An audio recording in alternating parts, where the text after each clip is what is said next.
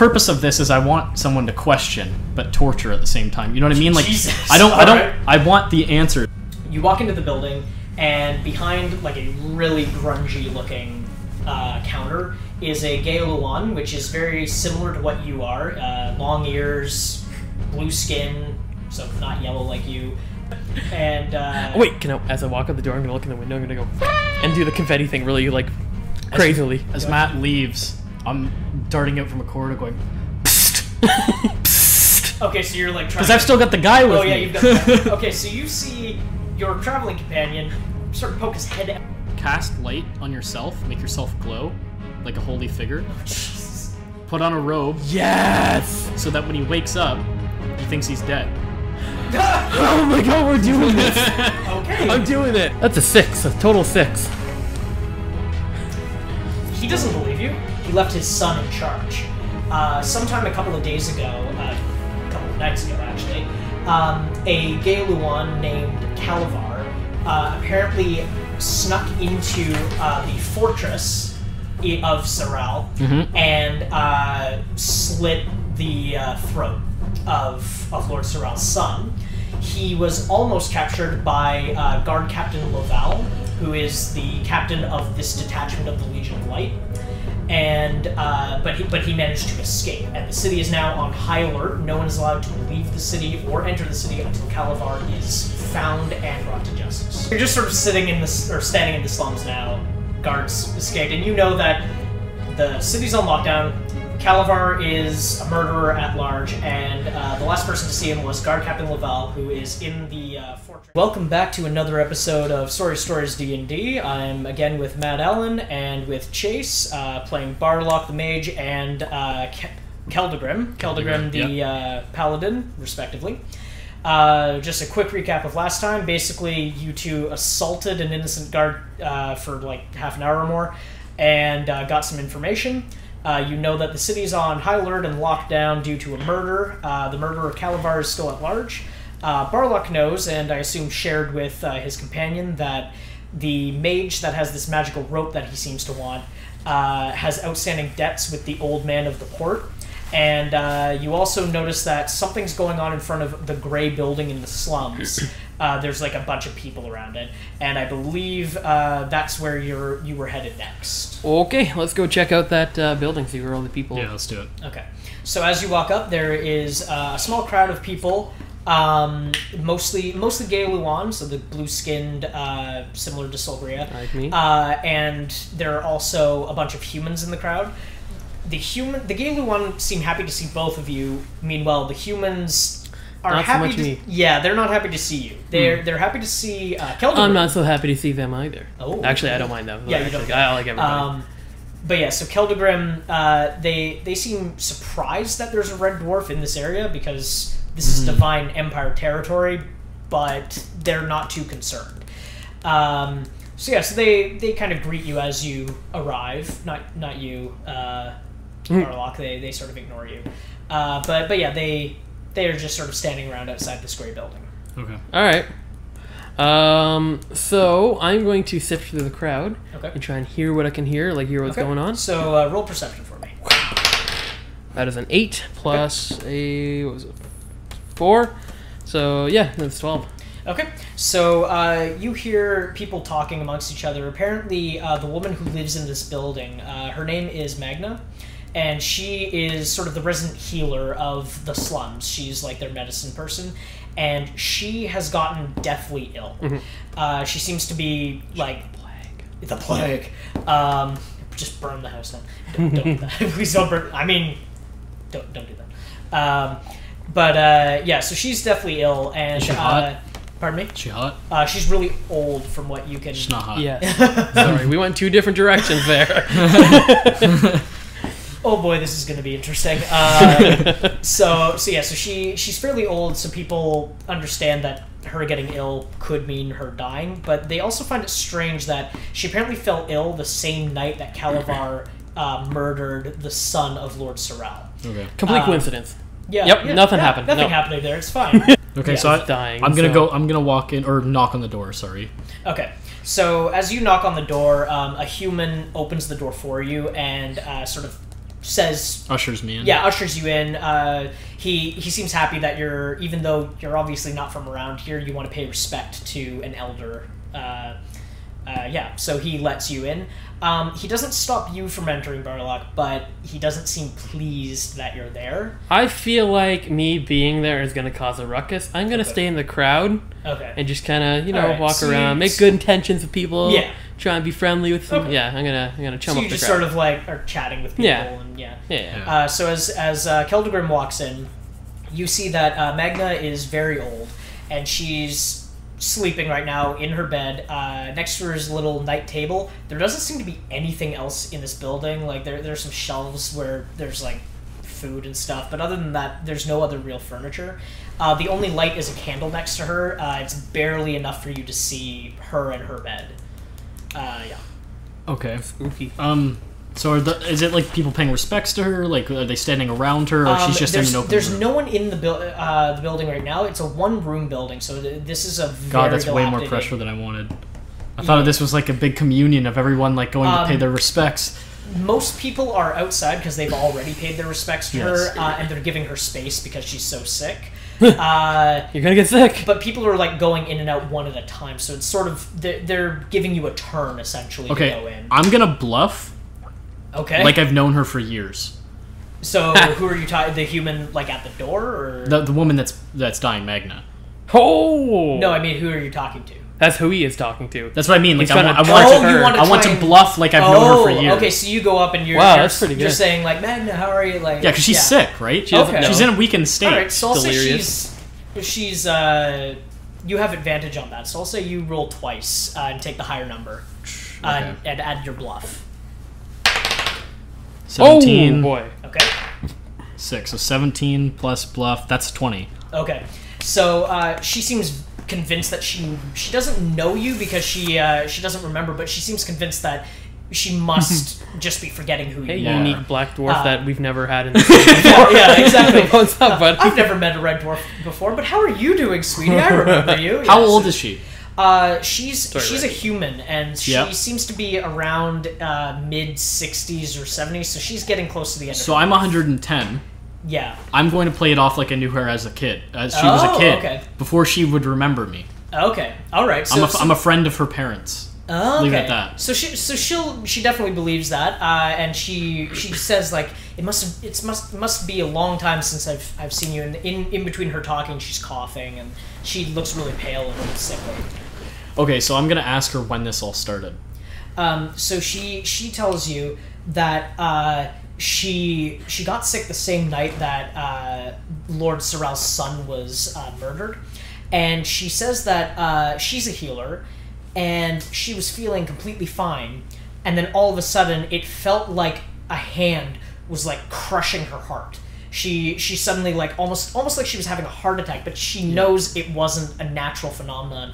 And no matter who she's told, and other people who have looked at her, no one seems to believe her. Whenever she tells them that something strange is going on, it's not a normal illness, no one seems to buy that. And even as she's telling you this, there's like a seed of doubt in your mind. You start sort of thinking, oh man, she's nuts. But because you're not from around here and you have an outside perspective, you know that she's probably trying to tell you the truth, but something seems to be playing with your mind. Okay, is there anyone else in the room? other than No, me it's and just them? you and Magna. Okay, can I commune with my god? Put my hands on her body to find out what's wrong with her?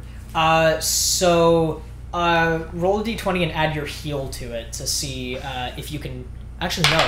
Add your Arcana or Insight, whichever's higher.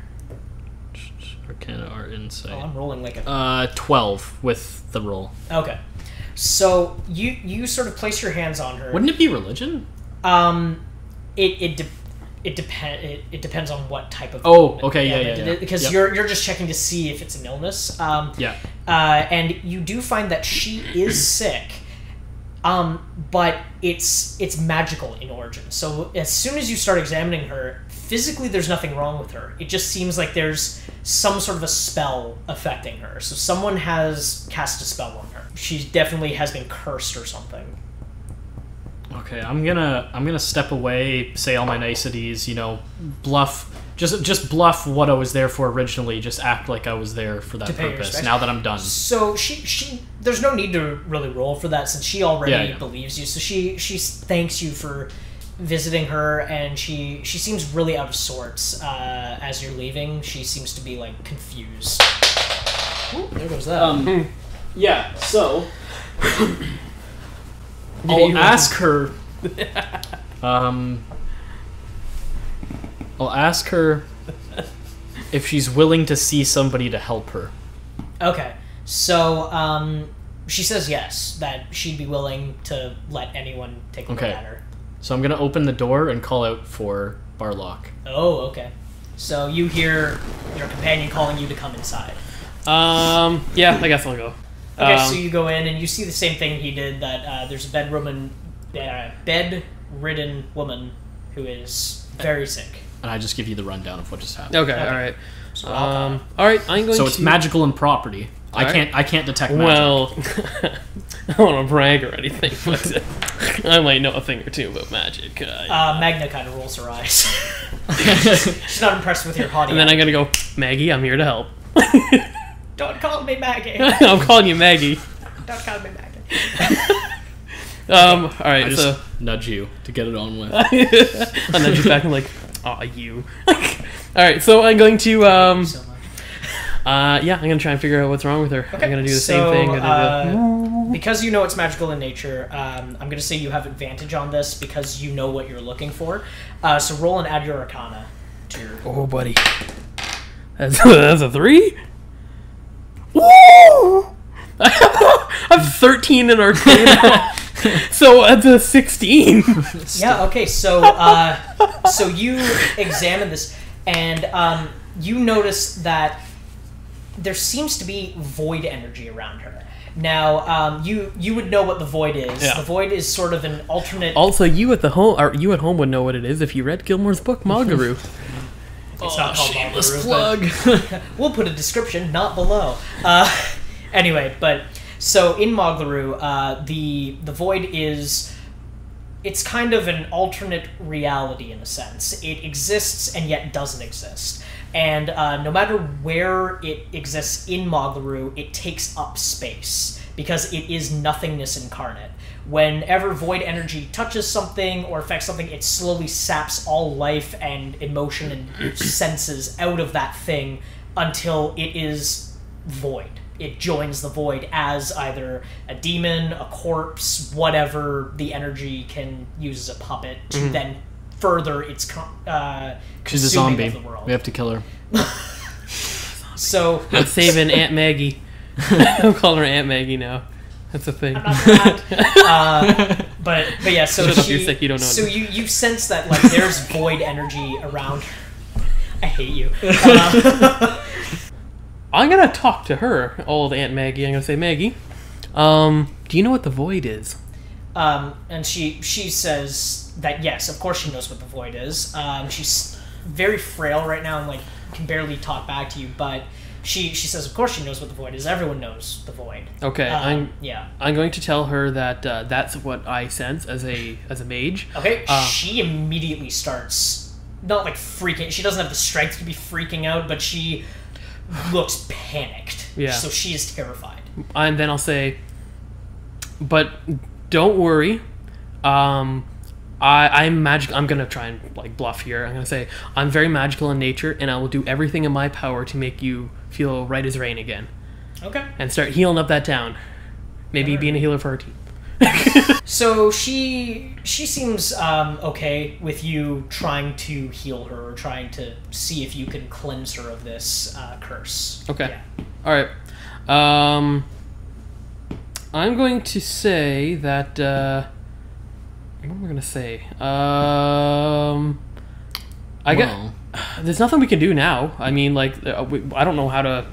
I'm gonna use heal. I want to use heal on her. Okay, so you're gonna now with Matt's information, I want to use heal on her. Okay, so go ahead and roll, but add your Arcana to it. So it's, not heal? No, because it's magical in base. nature. So you're trying to essentially push away the void energy. So it's a magical based affliction. That would be my job if I were to do it. Could I use religion? I would argue, based upon what we've discussed outside of the game chase, yes, you could use religion. That's what I'm thinking. You'll call upon your patron to try and push the void energy away. Okay. 8, 14. That works. Okay, so you feel sort of a tranquil peace take over your entire body, and your eyes roll to the back of your head to show. I mean, technically, you red dwarves have completely red eyes, so they go pale. Like it's showing the back of your eyes, and you start saying like trying to cleanse this thing, but the words are not your own. The words come out as like sort of a garbled language that no one seems to understand. But as the final words come out of your mouth, Magna sort of sits bolt upright, and you, Barlock, you feel the void energy just sort of like get blasted away and dissipate into the air. Okay, before I let Barlock steal the credit here, I'm gonna before I let Keldagrim. Come on! He points at the word children. Before I let him take the credit, I'll say, you know, Maggie, I'm kind of a miracle worker. You're welcome. Roll bluff. Fuck's sake. Good luck. 14 plus 1, I think. Yeah, 15. 15? She doesn't believe you. she first of all, she watched him do it. Second of all, my roll was high enough not to roll again. Yeah, so she doesn't believe you, and she says, "Sorry, always taking people's credit, blah blah blah." And she brushes you off like she's still love you, Aunt Maggie. As I help her get onto her feet, without saying a word. Yeah, you're helping her out. Very humble. She's very pleased. She actually reaches under her bed as you help her up, and she turns to you and says, "I don't know what you're doing in our city. I know that you're not from here, either of you, but I assume you're here to try and help apprehend Calivar, or you're here to do something. You must have a purpose." And so she reaches under the bed and she pulls out a hook about yay big, so around the size of like a hand, and she hands it to you. Not to Barlock. Piss off Barlock. She hands it to Keldagrim, and she says, This hook is made of darkstone, which you would know. I mean, you both would probably know, but a red dwarf would know. Darkstone is a metal that is native to Regvar, which is the land that you're from, in Mogliru, the country. Regvar is the country.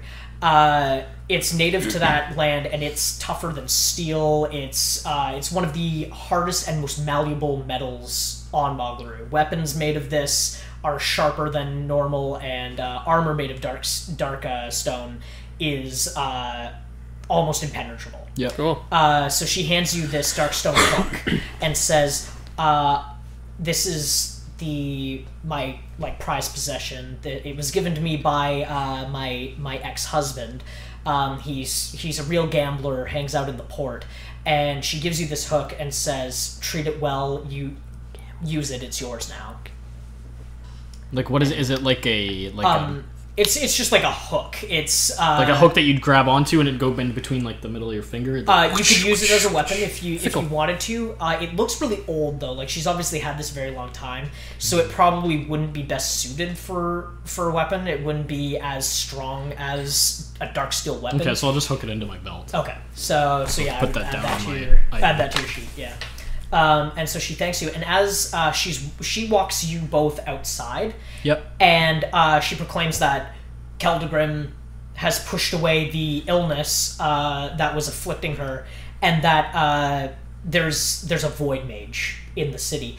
And so people are cheering at first. The people of the slums are really happy to have Magna back on her feet, but when she mentions someone cast a void spell on her, everyone goes silent. Oh, great. And they're very frightened.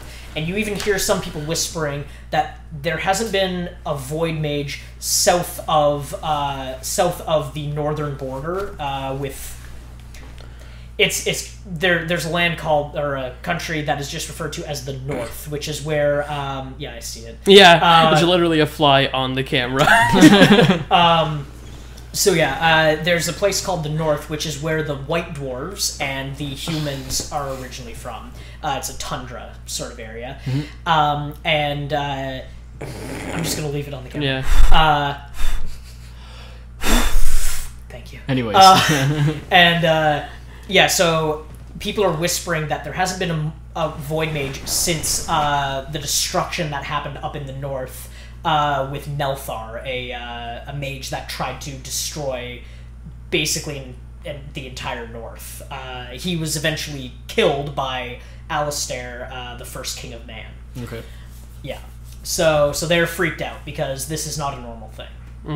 Yeah. So what do you do now? You're standing outside. Keldagrim is being praised. You're being sort of shoved aside. Yeah. People are just ignoring you. What's the next order of business? We want to find Laval. Yep, want to find Laval. So does Magna have any significance? Like, in terms of like where she's at, like she's in an the OP city? healer. Is she like a household name? She's really well known in the slums because in the slums, the poor people obviously don't have. There's no universal health care in Amola. Okay. So she's. I'll ask important. Magna. How can we find Laval? So she tells you that Laval is in the fortress of Saural Fortress, but no one is allowed to go in there. That only legionnaires and like legion captains and things like that would be allowed to go in. Well, you see. And she does suggest, though, possibly speaking to her husband, her ex-husband, who is sort of an old gambler in the port, and asking him for help because he seems to know all the lowlifes in the area and he's kind of like a very important person all throughout the port. So I'm gonna say to old Aunt Maggie, I'm gonna ask her, hey, you probably have to stay here, heal people up, and all that kind of stuff. Can you maybe? What's your AC? Is she gonna hit me? It's 11. She goes to slap you, but because she's still recovering, she misses. I slap her back. No, I'm kidding. No. But she Without she missing a says, beat. "Stop calling me Maggie." I'm and not. She goes to slap you in the face, misses, but you get that the intent was there to actually hit you. No, I'm calling her old Aunt Maggie for the rest of life. Jesus. Might not be long. So I'll ask her. I'll say like, you're obviously busy here healing up people. People are gonna need you now, especially now that they know there's a void mage in the city, and there's gonna be panic. Can you maybe give us something to talk to your ex-husband and like let him know that you sent us to him? So she goes into her house and she comes out with some parchment and she writes something down, rolls it up, and says, "Give this to him, and he'll know that I sent you." Okay. But she hands it to Keldagrim, not you. Okay. All right. Exactly. Gotta put that on my items now. I think we should be on our merry way. Sure. I'm done getting praise. For now. I'm tired of the attention. Okay, so you walk out of the slums. Barlock, you're no longer prestidigitated as a as a guard captain, by the way. So like you just walk through. The guards, though, they kind of recognize you as the person that they let in earlier. Yep. And because they gave you free reign to walk around, they don't really question Keldagrim at all because he's with you. They give him very dirty looks. They are not happy to have a dwarf in their city. But they don't say anything. They just, like... People of the slums are my people. Yeah. I walked in thinking they'd be my people, but freaking not. Pissing everyone off, though. All right. So you walk to the port, and you walk in, immediately the stench of, like, rotting fish hits you, and the market is, like, deserted. Yeah. Smells like home. In the mountains. Where there's no fish. Where there's no fish. Skyfish, flying fish. There's flying fish. Time out. Anyway, so you walk in, and it reeks in here, but it's not the normal smell of, like, a fish market. You notice that all the stalls are shut down, and that all the ships are anchored in the port. None of them are moving around. But you also see that there are, like, 3 or 4 warships that are just beyond all the trade vessels that are they're also anchored, but there are probably about 30 or 40 legionnaires on each of them with bows, crossbows. Just they have their weapons out because the city is under quarantine. Essentially, it's locked down to catch this murderer.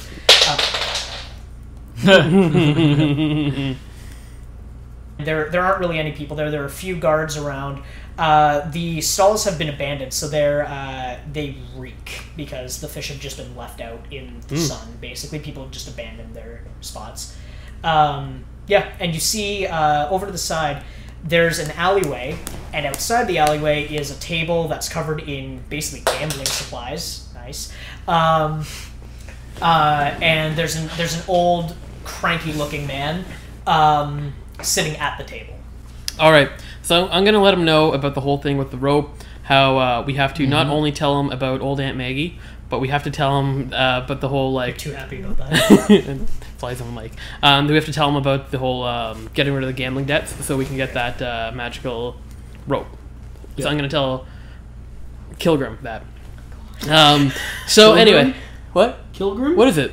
Keldagrim. Keldagrim. I was close. It's not that hard. And I'm gonna tell him if you can't convince him by talking to him, because you obviously have the better like people skills here out of the two of us. I have a plan. So I'm going to wait around a corner. And I'm gonna say, "Go on, little buddy, let's go." And then I'm gonna say, "Hey, you go do that." Okay. Hello. Okay, so you go up and you say hi, and immediately he goes, "I'm very busy." That's you. I have a very big hammer. I'm listening. And so he seems kind of impressed with the fact that you would go up and threaten him, considering that he's kind of a big deal here. And so he's like, all right. And he says, "Have a seat." I'd prefer to go somewhere more private.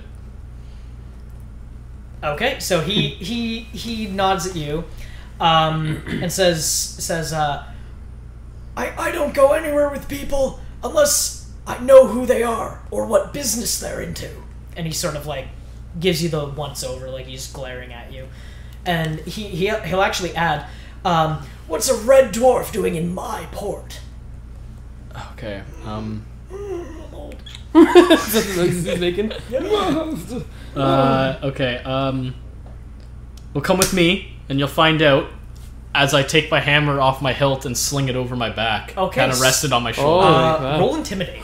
Okay. You're a spooky guy. Oh shit. I'm gonna get fucked, aren't I? Okay. No? So intimidate? Yeah. Oh my god, pretty high intimidation. I rolled a 25. What? 19 plus 6. Okay. I rolled a natural 20 though. Fuck! So I automatically succeed unless you get a natural 20 is the way what we're the playing fuck, this. dude? So he snaps his fingers, and from the alleyway, 6 humans walk out, and they all pull out like dirks, like little dagger type things, and there's one of them that has like really squinty eyes, and he's kind of hunched over really small. He's actually around your height, but he's human, and he pulls out like a hilt, flicks it, and a little switchblade comes out, and he goes, "What's going on, Donnie?" Okay, so I just kind of peer over my shoulder and put my hammer back on its hilt. All right, okay. I know this is going. And then south. I sit down in the chair slowly. Okay, and so with you doing that, Donnie, this old man, as you now know his name because this guy's said it, he turns around and goes, "As you were." And so the guys, they start putting their blades away, except for the squinty guy. He's still holding his blade. And he'll actually take a step towards you. So he's not like going after you, but he's letting you know that he's still there with a knife. Oh, spooky. Yeah. My heels kind of turn in the dirt to face. Okay. In preparation. Okay. So I face him directly. Go. So it says, "Listen to me, rat eyes." And so this little rat-looking mole piece of crap he flicks his blade back, and he like puts up his hands, walks away. Not away, he takes a step back, but he's still watching with his little gang of thugs. And then Donnie turns back to you and says, "What can I do for you?" We didn't go over what we wanted to talk about. Well, I said that I just wanted to know, first off, like, give him the note that old Aunt Maggie sent, and then talk to him about the to abolish the gambling debts from the guy in the shop. So this is the same guy that we were looking for, and he ties into both ways. Well, okay. All right. I basically do that. Like, show him the note. Okay, so the second you show him the note, he unrolls it and he goes, "That old bitch!" and he says, "What did you do to her?" Saved her. Oh, he's gonna be pissed that we saved her life. No, like, I don't know. We how do I phrase it?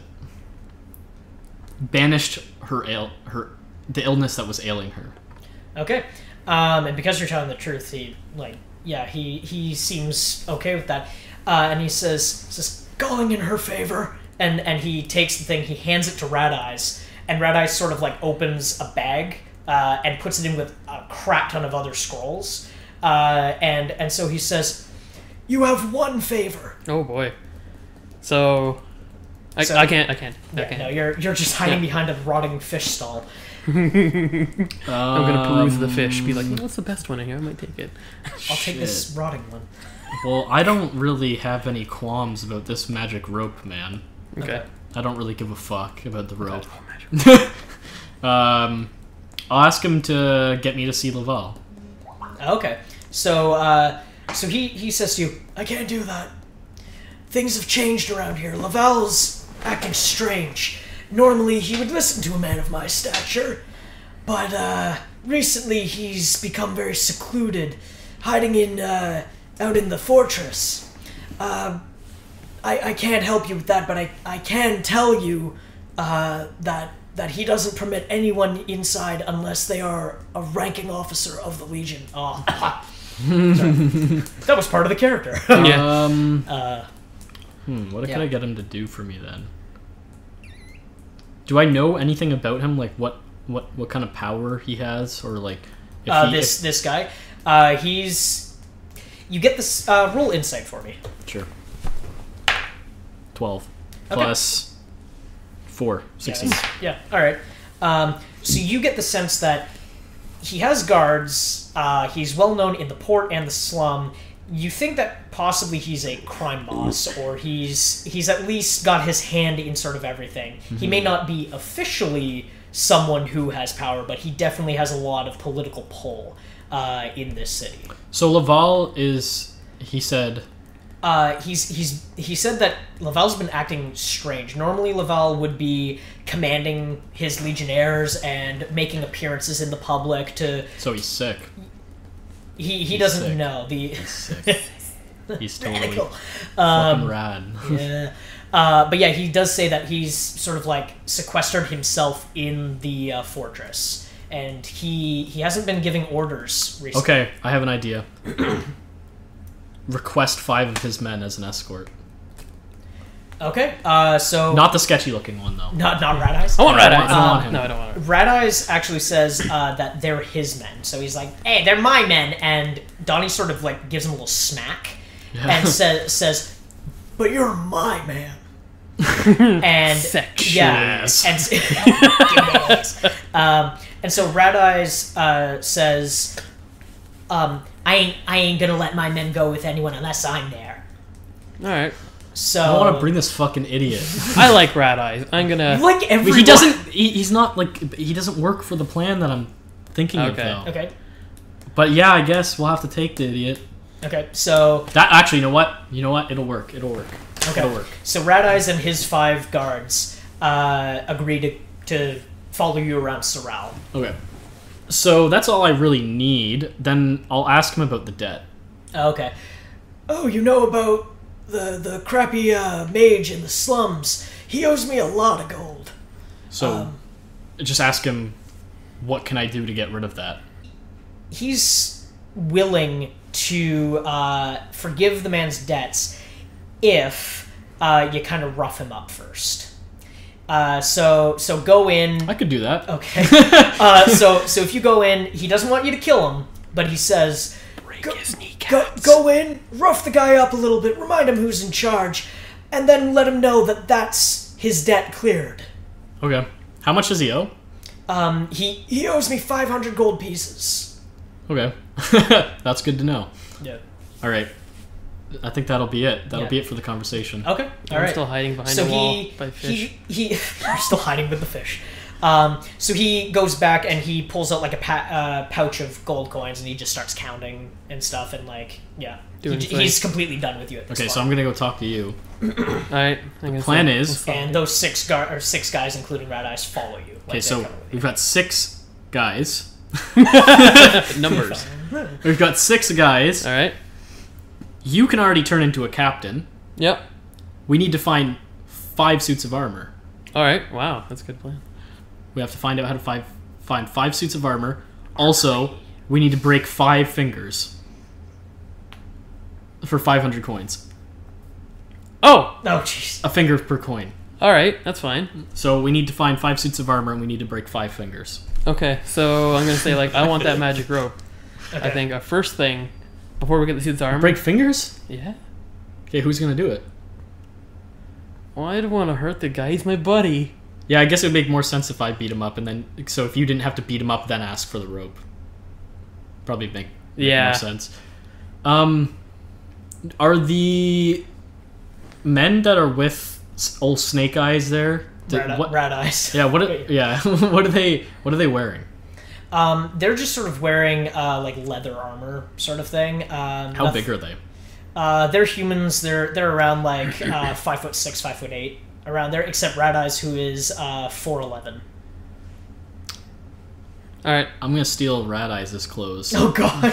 Okay. So I'm just gonna steal his clothes so that I look the part. I look the part of a like ruffian. A thug. Okay. Yeah, of a thug coming to collect money. Roll diplomacy. 14 plus 3, 17. He is okay with it.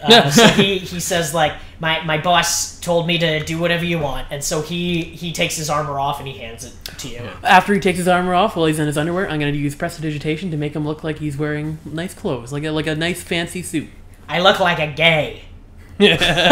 He seems okay with it, but he just makes the comment. I'm gonna be friends with this guy. I'm gonna make him like me. We're gonna be best friends. Okay, so I go. He appreciates the gesture. I go to the shitty old wizard. Okay. I give him the rundown, tell him what the situation is, sit him down, bring him to the back room, and I pull off all of his fingernails on each finger. Oh, okay. I just pull them off. I don't rip them backwards. I pull them off so that the tension snaps. And then after that, I take the other hand and I smash with my hammer each 5 fingers. Okay. So normally I'd have you roll for that, but because you have 5 people back here, he kind of just has to take it. Like, they're holding him down as you're bashing his fingers and doing horrible, horrible things to him. So and he's screaming and crying, "Why are you doing this? Oh, by the Dularu above, why are you doing this? Please save me." He's just screaming. Yeah. So then I basically just tell him, you're $500 in debt. Yeah. So I smashed 5 of your fingers, and the other 5 were for fun. And then just basically give him a message don't go back into debt. Okay. Don't be a loser. Roll intimidate for me. He's got to be a little intimidated by now. 9, 15. Okay, I was gonna say you have advantage, but you don't need it. Yeah, he's absolutely terrified of you. He thanks you for sparing his life, and he just begs for you to leave him alone at this point, and even offers you the only thing he has in stock. He can't because his hands are messed up, but he gestures to the rope that he has in stock and says just take that as a gift to Donnie, and just let him know I'm very grateful for this second chance. Okay. Yep. Yeah. Okay, now you need to go away and ask him where the rope is, because you were promised that rope and his debt's gone now. Oh ho ho! We're gonna extort this motherfucker. Alright. The heroes of legend. I'm going to do it in a different way, though. I'm going to do it in a different light, alright? Okay. So they leave, and you walk in probably a couple minutes later, I'd imagine. I'll walk in, calmly and collectively, and I will see him there, broken to pieces, right? I'll go, holy crap, are you okay? And that kind of stuff, Yeah, I'm fine, I tripped. I was like, okay, do you want me to go grab the healer? No, I'm fine. I'm fine. Okay, I'm gonna bandage you up. All right. Yeah, sure, whatever. Okay, so I'm gonna bandage him up and Okay. I'm gonna treat him for me. Okay, rolled heal. Oh Jesus Christ. 11 plus. Oh, wow, that's pretty good. 15. Hey, that's pretty good. That's pretty neat. It is pretty good. Yeah. So you bandage him successfully, and he seems to be not as in pain. And he actually, as you're bandaging him, tells you that he knows you were really looking forward to having that rope and everything, and he would be more than glad to give it to you because you're such a good friend of his now, but he doesn't have it. The thugs that came and beat him up took it from him, and he apologizes. Okay. Pardon me. All right. I don't want to ale. extort him because he's a mage and he's a buddy of mine. Well, you don't know what he has yet. Oh, he doesn't know. So I'm going to talk to him, and I'm going to say, all right, so I know you don't have the rope and all that kind of stuff.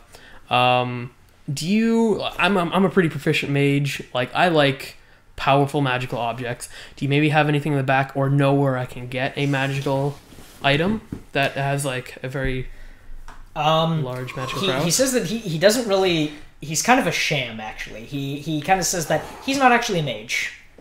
What? Really? He just, like... He has some magical ability, but only enough to, like, use prestidigitation type stuff. So he makes sparks appear and stuff like that and tries to procure magical items. He said, though, that ever since the port city has been locked down, he hasn't gotten anything in stock, which is why he only had that rope and everything. However, he does know quite a bit about the town, and he keeps in contact with people. He might be able to offer you information, possibly, depending on what you need to know. And he's more than willing to fill you in on anything you need to know. Okay. So we know about Guard Captain Lavelle. What's the guy's name? The guy that killed the... You're supposed to remember that. I'm not supposed to tell you as as the DM. notes. Oh, jeez. Yeah. Calivar? Yeah. Ah. Okay, so... All right. So what are you So I'm asking? going to ask him, do you know by any chance where Calivar is? And he sort of, like, shuffles his feet and he looks a little nervous, but he says that he did promise to tell you anything you wanted to know. And he says, yeah, I know where he is. He's in the slums. The red brick building down the road, he's hiding in there from the guards. Okay. But don't tell if you're your going name? to see him. No, my name didn't come up. No. Yeah. We're buddies now. Like you're fine. Like we're like. So trust me. he's still like sniffling over his injuries, but he seems happy that he has an actual friend. Yeah, comforted. Yeah. That's a good way. All right. Yeah. Can I actually even use one of my healing surges on his hands and like really? Help him out, or no, that would it's be only self. self-heal. Okay. Yeah, what a pussy. So I guess that's all the information I wanted. Actually, I'm gonna ask him. How can I? Well, because I imagine it's gonna be guarded, the red brick building. So I'm gonna ask him: is there any way in? You know, of like a secret tunnel or something? He tells you there is a password that friends of his would know. Are you a friend of his? And he says yes. He's actually really well known in the slums, and it's actually kind of a big secret that he's still in the slums, and people have been helping him to hide and move between buildings and things. You know the password now. He tells you the password to get password is open sesame. Sure. So as Matt's walking out... Wait, no, I want to say one more thing. Okay. I'm going to say we need as many connections to this town as I can. I'm personally new to the town. So that's something I'm sharing with you because no one's supposed to be allowed in. He says he figured. Yeah. I'm just going to say, spread the word that I'm not here for any bad intent. I'm here to help.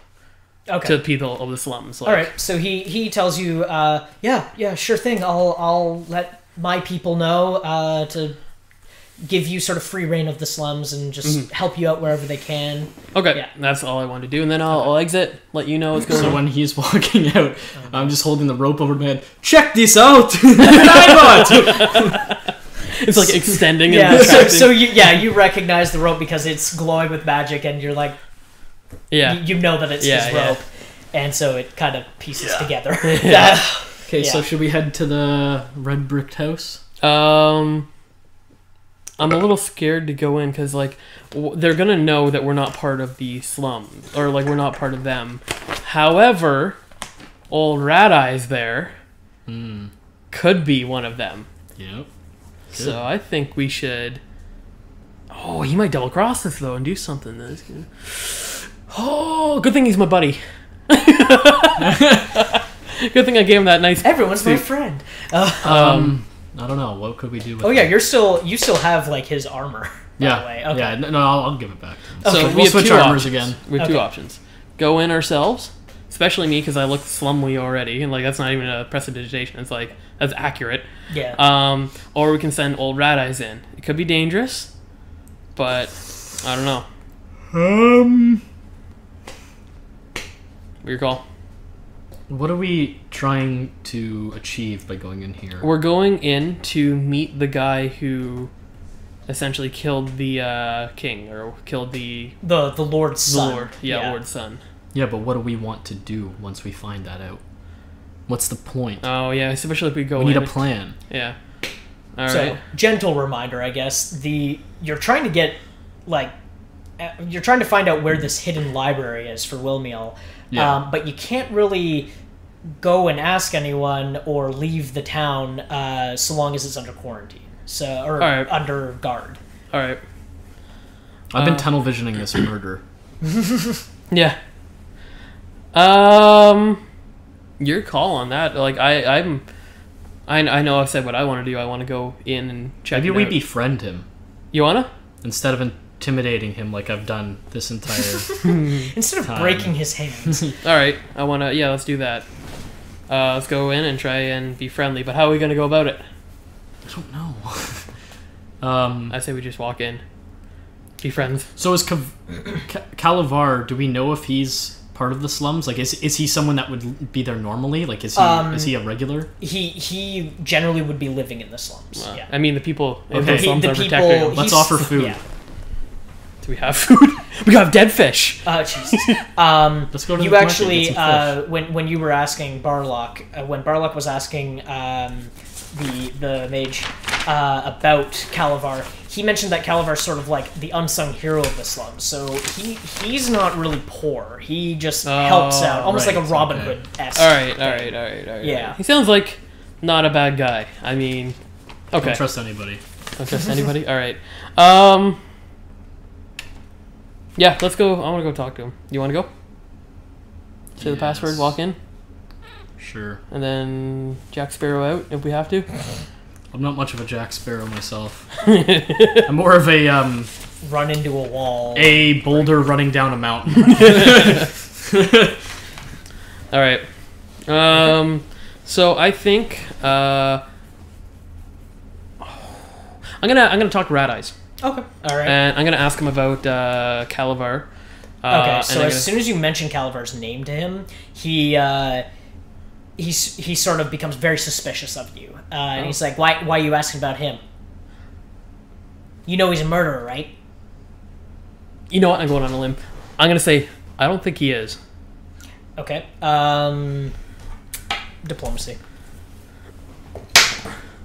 17 plus 3, 1. 1. Oh, that's not bad. 18. Okay. So he nods and he says, "Neither do any of us." Okay. All right. And The slums, he says, "We've actually been hiding him from the guards." Okay. Yeah, and he'll mention he's in the red brick building. I could get you in to talk to him if No, you I didn't want. even need to know the password. Yeah. I'm gonna say, yeah. Like I want to know. I want to get in there. I want to talk to him All right. and see what's going on. So Rat Eyes nods and then sort of beckons both of you to follow him and his little gang. Posse. And they lead you to the red brick building. He knocks on the door and like a little slot opens and someone like looks down and before they can even ask the password, they just slide it back and open the door 'Cause- for Rat Eyes. Yeah. Yeah, and so the door's open. It's really dark beyond, though. There are no lights on in this house. It looks abandoned. Do dwarves get a bonus to night sight? Red dwarves can see Red eyes, in black low light, dwarves. but not pitch Okay, darkness. This is, I'd probably say pitch darkness. There's no light whatsoever in All there. But because it is day, yeah, I'd say you'd get an advantage on your perception roll in the Okay. darkness. I'll perception roll then. Okay, so you're trying to peer in. 9. Okay. Yeah, that succeeds. So so you sort of peer in through the darkness, and you do see some shapes of like people. So you can tell that there are people sort of hiding off in the shadows. As far as you can tell, there's only like a few. Okay. Okay. So we're in, and I'm gonna call out and say, like, hello? Anyone here? There's no response. No response. And I'm gonna nudge Rat Eyes and I say, "This usually happen?" And he says, I usually just walk in. And so he walks in, and his guards actually go with him. Like, they just all walk in, and they're fine. I'm gonna follow his guards, but I'm gonna keep my hands up and pretend like I'm just like, yeah, I'm not gonna. Okay. I don't really want to. I kind of bolster my defenses, like with the shield, and just kind of like walk in with ready for anything. Okay.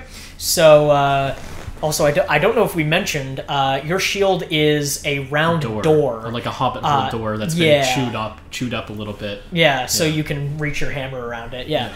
Actually, you have a picture. Oh yeah, he does have a picture of it somewhere. You don't want to show the picture? Okay. No. All right. It doesn't even look like a door in the picture. You don't look like looks like a cookie. Looks like a cookie. I've got a cookie shield. Keeps diabetics away. Yeah. So you all walk in, and once you pass the threshold of this place, the door slams behind you, and you hear like several locks go off, and a light sparks up, and there are about 15 to 20 people, all aiming bows and crossbows in your faces. And Rat Eyes actually is standing with them, and he has his knife out, and at the me? guards at both of you. Rat Eyes is my buddy. Yeah. Motherfucker. And one of the people, they all seem to be humans in Gaeluan. There are no Solgria in there at all. One of the Gaeluan walks forward. He has sort of a mask over the bottom half of his face, and he's wearing like a hood and everything. He pulls the mask off, and you see that he is a Gaeluan. His left eye is completely white, and there's a huge scar over it from an injury that looks to be really old. So it's a scar from a long time ago. And he draws a long sword and says, "My name's Calivar. I heard you're looking for me." Oh, I got goosebumps. And I think that's all the guys that we had are now turned against us. They all have pulled their weapons on you. Great, so we brought 5 people extra to fight. And I think that's probably a good place to stop this episode. So tune in next time for the adventure. Alrighty. See you next time.